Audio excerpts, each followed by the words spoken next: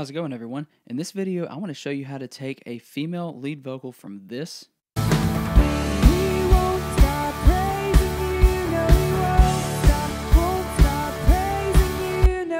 to this in 4 simple EQ moves.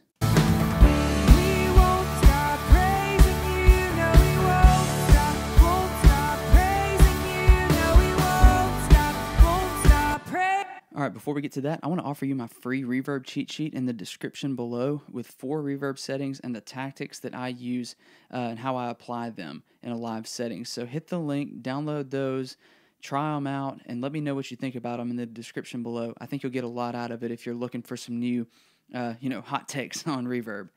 Alright, so let's get to the video. So, what we're dealing with a lot of times with live vocals is an uncontrolled environment where we are also having to deal with mic technique, bleed, all those things. It's just a less than ideal environment for a vocal to sing into a microphone and it sound good on its own. So there's a lot of cleanup that we have to do.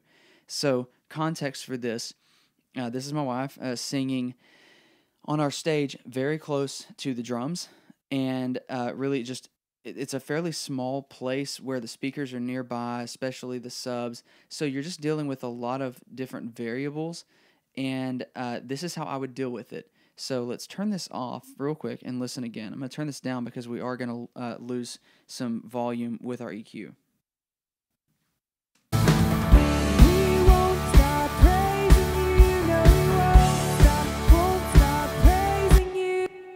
So what you can hear very quickly is the low mids and just the low end overall is the main issue here. There's no clarity. It sounds like she's, singing into a pillow or something like that.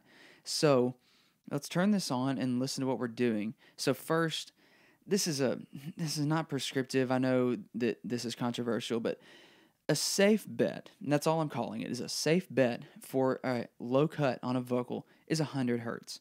You can do lower. You can do higher. I've seen people do much higher than I would, and that's fine. But in this setting, I just kind of landed, just at 128. I landed there by chance. That wasn't really thought out. It's just kind of where I put it. And my reason is I didn't lose anything, but I didn't gain anything. So when I'm high-passing a vocal, I really like to roll it up to the point that I feel like I'm starting to lose valuable information and then back it off a little bit, so that we're not cutting off the notes in the voice, we're not cutting out the tone in the voice, but we are cutting off all the junk that we don't need. So in this case, we're going to be cutting off the rumble from the subs, we're going to be cutting off the rumble from the kick drum that's really nearby, things like that. That's what I'm looking to do with the high pass in this setting. Again, the main thing that we're going to listen to is the low mids. So let's turn this back up a little bit and listen to those low mids and see what we're doing.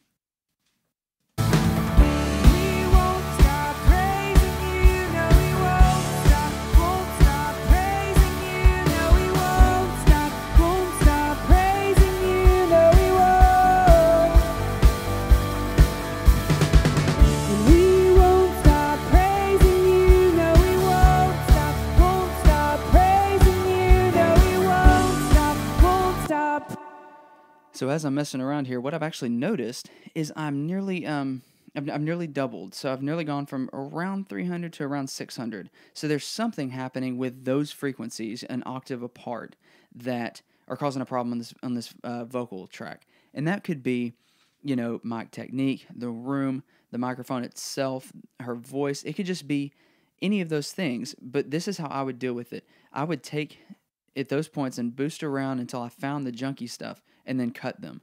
So let's do that.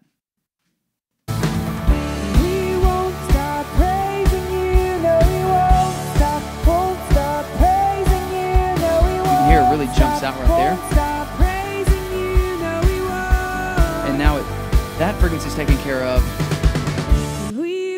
but it's not taking care of the clarity necessarily. That is kind of a nagging frequency that kind of hurts my ears a little bit, but they're still lacking the clarity. Now, what I said I noticed is it was actually an octave below, a little bit off. We'll see where I've ended up, but it's close. So let's cut that and see what it sounds like. We won't stop praising you, no we won't stop praising you, no we won't stop praising you, no we won't.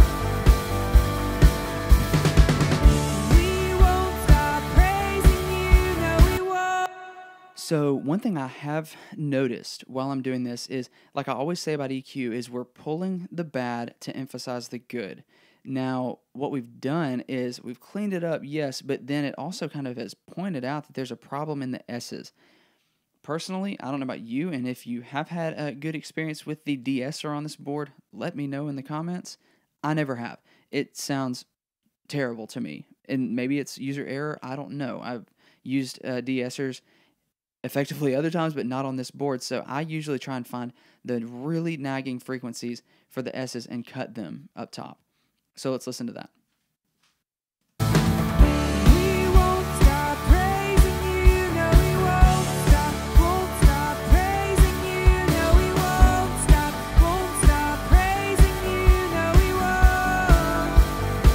See there?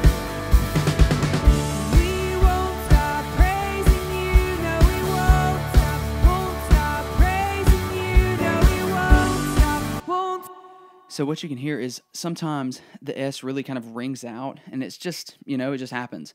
So in that setting, I would just cut the high end. I know that that's sacrilegious sometimes for a vocal to have to cut the high end because people love boosting the high end.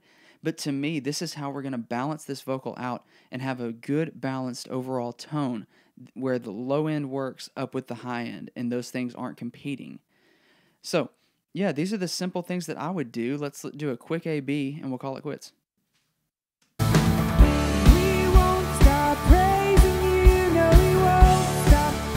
can see we have a lot of gain come back.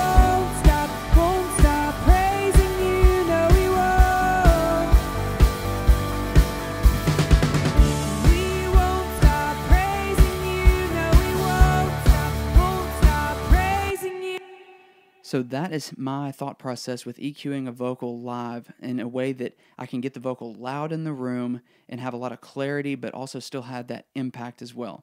So that's what I do. Again, hit the link in the description, download the reverb cheat sheet. Let me know in the comments what you think about them. See you in the next one. Bye.